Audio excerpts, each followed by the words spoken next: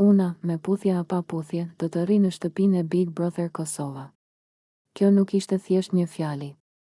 Ishte një deklaratë. Ishte një vijë e prerë mes asaj që njerëzit presin dhe asaj që Bia zgjedh të jetë. Në një shtëpi ku çdo gest analizohet, çdo fjalë zmadhohet dhe çdo afrim interpretohet, ajo vendosi të flasë qartë, pa frikë dhe pa ekuivoke. Bia e tha me qetësi, por fjalët e saj kishin peshë. Nuk kishte nevojë të ngrinte zërin. Mesazhi ishte i fortë vetë. Ajo nuk ishte aty për të përshtatur me narrativat e të tjerëve. Ishte aty për të qëndruar, për të përballuar lojën, për të jetuar eksperiencën ashtu siç e ndjente ajo në shtëpinë e Big Brother Kosova. Shumë kush mendon se qëndrimi matet me afrime, me puthje, me histori që ushqejnë titujt. Por Bia e dinte diçka që jo të gjithë e kuptojnë. Qëndrueshmëria nuk vjen nga skenat, por nga karakteri. Ajo nuk e mohoi ndjenjen njerëzore. Nuk e mohoi afërsinë. Por refuzoi idenë se vlera e saj në lojë varej nga këto. Me puthje apo puthje, kjo pjesë e fjalisë ishte çelësi. Sepse tregonte se ajo nuk po luftonte kundër ndjenjave, por kundër pritshmërive të imponuara. Bia hyri në atë shtëpi me vetdije. Me dije se do të gjykohej. Me dije se çdo vendim do të komentohej. Por ajo zgjodhi një gjë, të mos e humbë veten për asnjë arsye. Ditët kalonin dhe presioni rritej. Banor që afroheshin, biseda që ngatëronin ndjenjat, situata që kërkonin reagim.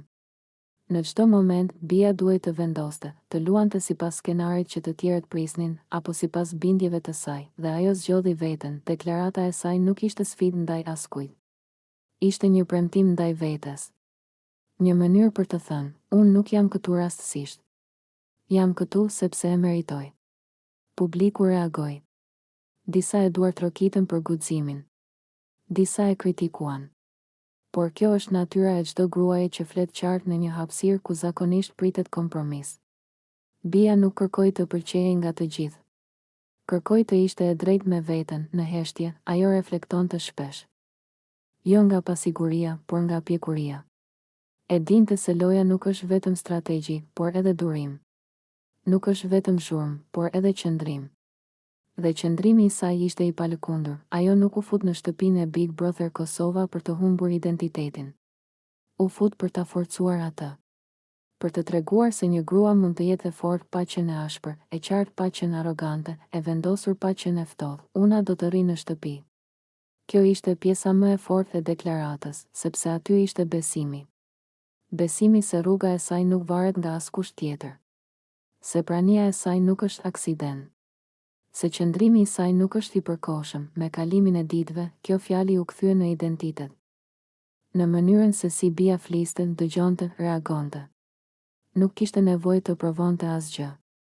Vetë fakti që qëndronte e vërtet ishte prova më e madhe. Në një lojë ku shumë maskohen, ajo zgjodhi të mos mbaj maskë. Dhe kjo kërkon më shumë guxim se çdo strategji tjetër. Në fund, deklarata e Bies mbeti si një nga ato momente që nuk harrohen lehtë. Jo sepse ishte dramatike, por sepse ishte e sinqertë. Sepse tregoi se forca e vërtet nuk ka nevojë për spektakël. Me puthje apo puthje, Bia zgjodhi diçka më të madhe, të rri besnike ndaj vetes, të rri në lojë me dinjitet, të rri në shtëpi me kokën lart, dhe kjo, në Big Brother Kosova, është një fitore më vete.